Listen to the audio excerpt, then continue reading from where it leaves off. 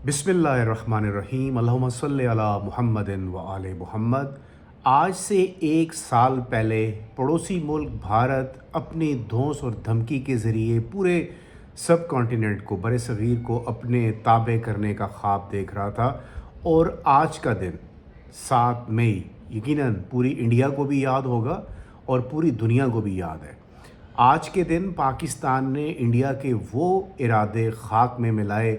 जिसके ख्वाब सजाए वो काफ़ी अरसे से न सिर्फ पाकिस्तान बल्कि पूरी दुनिया के अंदर, बल्कि पूरे सब कॉन्टिनेंट के अंदर, पूरे एशिया के अंदर अपने आप को एक बड़ी ताकत के तौर पर तसव्वुर करते हुए आगे बढ़ने की कोशिश कर रहा था। और इस ख्वाहिश में जो कभी भी शायद पूरी ना हो, उसमें उसने अपने दांत तुड़वा लिए। मेरा मतलब ये है कि इस एग्जैक्टली आज का वो दिन पूरे भारत को तो याद है, पूरे पाकिस्तान को भी याद है, लेकिन पूरी दुनिया भी आज भी इस दिन की बाज़गश पूरी दुनिया में सुनाई दे रही है। आज के इस वीलॉग में मैं आपको इंडिया के हवाले से जो एक साल पहले मार्का हक पाकिस्तान ने इंडिया के उस एग्रेशन के जवाब में लॉन्च किया और फिर अल्लाह ताला की करम और मेहरबानी, उसके बाद पाकिस्तान की जो दिफाई सलाहियत थी उसने लोहा मनवाया और पूरी दुनिया के सामने पाकिस्तान सुरखरू हुआ। आज एक साल हो चुका है, लेकिन पाकिस्तान का जो वक़ार है पूरी दुनिया में वो आपके सामने है। और जिस तरह अल्लाह ताला ने पाकिस्तान को इज़्ज़त बख्शी, एक ऐसा मुकाम अता फरमाया कि आज भी जब मैं आपसे बात कर रहा हूँ तो इस वक्त पूरी दुनिया की नज़रें पाकिस्तान के ऊपर लगी हुई हैं। और वो वजह क्या है? वो वजह यूनाइटेड स्टेट्स ऑफ अमेरिका और ईरान के दरमियान होने वाली हालिया जंग और पाकिस्तान का किरदार है उस जंग को रुकवाने के लिए। खैर, कश्मीर के अंदर जो भारत की हठधर्मियाँ हैं वो किसी भी तरह से किसी से ढकी छुपी नहीं है। और कश्मीरी यूथ को जिस तरह से टारगेट किया जाता रहा है गुज़िश्ता सालों के अंदर, वो भी आपके सामने है। और इसी दिन आज 7 मई 2026 है और 7 मई 2025 को सिचुएशन बहुत मुख्तलिफ थी। तकरीबन इसी वक्त जब मैं आपसे बात कर रहा हूँ, ख़बरें आ रही थी कि भारत पाकिस्तान के ऊपर एक अनप्रोवोक्ड अटैक जो है वो कर चुका हुआ है। और पाकिस्तान ने बड़े तहम्मुल के साथ, बड़े बुर्दबारी के साथ इस सारे मामले को देखा। आप यकीन करें, 7 मई से लेकर 9 मई तक जो हालात रहे हैं, 3 दिन हर पूरी कौम जो थी वो इस इज़्तिराब में थी कि क्या पाकिस्तान इंडिया के इस हरकत का जवाब देगा या नहीं देगा। हर कोई सवाल पूछ रहा था कि आखिर क्या होगा, कब होगा। फिर आपने देखा कि जिस तरह पाकिस्तान ने इंडिया की जो बैंड बजाई और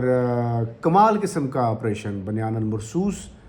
लॉन्च किया। और अल्हम्दुलिल्लाह अल्लाह ताला के फजल व करम से और पाकिस्तान की जर्री अफवाज की मेहनत से दुश्मन सिर्फ़ 1 घंटे के अंदर अंदर सरेंडर करने पर मजबूर हो गया। और फिर चुकोटी सेक्टर से लेकर आप अंदर चले जाएं, जिधर भी हर तरफ तबाही और बर्बादी ने इंडिया को नाकों चने चबवाए। और फिर जब राफ़ेल तैयारों की बारी आई तो उन राफ़ेल तैयारों के मुतल्लिक जिन पर मोदी सरकार हमेशा बड़ी घुमंड के साथ कि तो फिर राफ़ेल को ले आओ, ये उनका क्लिप बड़ा वायरल हुआ है, आपकी नज़र से भी गुज़रा होगा। तो किसने तकब्बुर के साथ वो शख्स ये बात कर रहा था और फिर उसका तकब्बुर खाक में मिला दिया गया। पाकिस्तान के पास ऑप्शन था कि तकरीबन 20 से 22 तैयारे जो प्राइम मिनिस्टर ने कोट किए थे अपनी प्रेस कॉन्फ्रेंस के अंदर, कि अगर चाहता पाकिस्तान की एयर फोर्स उन 22 तैयारों को निशाना बना सकती थी। लेकिन चूँकि ये जंग उस लेवल की नहीं थी और दुश्मन को इतना बड़ा नुकसान जो है पहुंचाना, यकीनन पाकिस्तान ने बुर्दबारी का मुजाहरा किया। और सिर्फ आप कहें कि 6 तैयारे जिनकी बाज़गश्त, फिर वो 6 हुए, फिर वो 7 हुए, 7 से फिर 8 का फिगर भी आया اور پھر پوری دنیا کے ہر دل عزیز صدر جناب ڈونلڈ ٹرمپ صاحب نے تو انتہائی کر دی. انہوں نے سیز فائر تو کرایا، مطلب یہ تیسرے دن جا کے پھر یہ بات جب سیز فائر تک پہنچی تو وہ سیز فائر تو بعد میں ڈسکس کرتے ہیں. جو واویلا انہوں نے ڈھول پیٹا کہ میں نے یہ سیز فائر کرایا ہے اور انڈیا کے کہنے پہ کرایا ہے، اور پاکستان کے جو great guys like Asim Munir صاحب فیلڈ مارشل ہمارے، اور پھر پرائم منسٹر شہباز شریف صاحب، ان کا ذکر، اور پھر پوری دنیا میں چرچا، پھر ہر طرف چرچا، اور اس چرچے کی بنیاد پہ آپ پورے اس 1 سال کے منظر کو اگر آپ دیکھتے ہیں تو پاکستان کی بلے بلے ہر طرف ڈپلومیٹک لیول پہ آپ کہہ لیں، اور آپ خبروں کی زینت ہیں، آپ دنیا میں ڈسکس ہو رہے ہیں، آپ ہر طرف موجود ہیں. اور بھارتی سرکار بیچاری اپنے عوام کے سامنے شرمندگی کے علاوہ اور جھوٹ جو ان کا ایک پرانا شیوا ہے اس کو لے کر کے یہی پرچار کہ نہ تو کوئی طیارہ گرا ہے اور نہ پاکستان انڈیا کا کچھ کر سکا ہے. خیر خبریں تو آپ کو پتہ ہے آج کل دور ایسا ہے، چھپ سکتی نہیں ہیں. انڈیا کے اندر سے پھر 3 دن کے اندر ایسی آوازیں اٹھنا شروع ہو گئیں. پھر انیل چوہان صاحب کی کنفیشنز شروع ہو گئے، جو ان کے کوئی ہیں ایئر فورس کے کوئی اعلیٰ عہدیدار ہیں، اور پھر کانگریس کے اندر سے وہ آوازیں بلند ہونا شروع ہو گئیں، اور پھر پوری انڈیا سے تمام اینالسٹ جتنے بھی بیٹھے ہوئے تھے ٹیلی ویژن سکرینز پر، پوری دنیا نے دیکھا کہ پاکستان کا کس طرح تعریفیں ہوئیں، اور دنیا کو یہ پتہ چل گیا کہ پاکستان کو آپ ایک انریسٹ والا ملک تو دیکھتے ہیں، وہاں پہ دہشت گردی ہے، وہاں پہ غربت ہے، وہاں پہ بے روزگاری ہے، لیکن اپنے دفاع کے حق میں پاکستان کسی سے بھی کمزور نہیں ہے، اور نہ ہی کسی کو یہ اجازت دیتا ہے کہ کوئی اس کی سرحدوں کی خلاف ورزی کرے اور دشمن اس کی طرف میلی آنکھ سے بھی دیکھ سکے. اس 1 سال نے کیا کھویا کیا پایا آپ کو اندازہ ہو گیا ہوگا. انڈیا نے بہت کچھ کھو دیا اور پاکستان نے الحمدللہ بہت کچھ پا لیا، لیکن آج بھی ایک بڑا خطرہ انڈیا اور پاکستان کے مابین ایک جنگ کا، ایک تصادم کا، ایک کنفرنٹیشن کا موجود ہے. دشمن بھارت نے 1 سال کے اندر اپنی اسٹریٹجی جب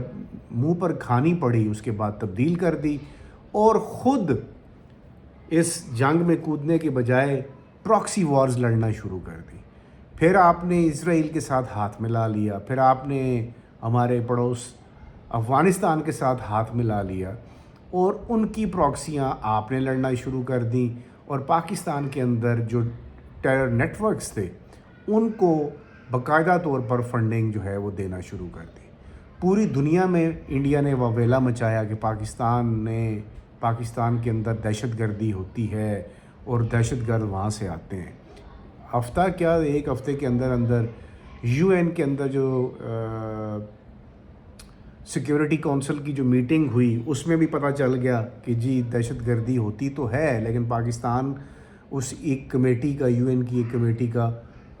سربراہی بھی اس کو مل گئی. اگر ایسا ہوتا تو اتنے بڑے فورم پہ یہ کامیابی حاصل کرنا مشکل تھا. پھر آگے بڑھ کر بہت ساری باتیں، بہت ساری چیزیں، چائنا کے ساتھ پاکستان کی اسٹریٹجک الائنس، چائنا جیسی ایک بڑی طاقت پاکستان کو مانی، روس جیسی ایک بڑی طاقت نے پاکستان کے ساتھ اپنے تعلقات کو بہتر کرنے کی خواہش ظاہر کی، اور پھر اس پہ عمل درآمد بھی ہوا. پھر دنیا کا ایسا کوئی ملک نہیں ہے جس نے جو پاکستان کا معترف نہ ہو، جو پاکستان کی تعریف کرنے پر مجبور نہ ہو. لیکن اس ساری چیزوں کو اگر آپ سم اپ کرتے ہیں تو اس وقت جو ریجن کے اندر، اس خطے کے اندر جو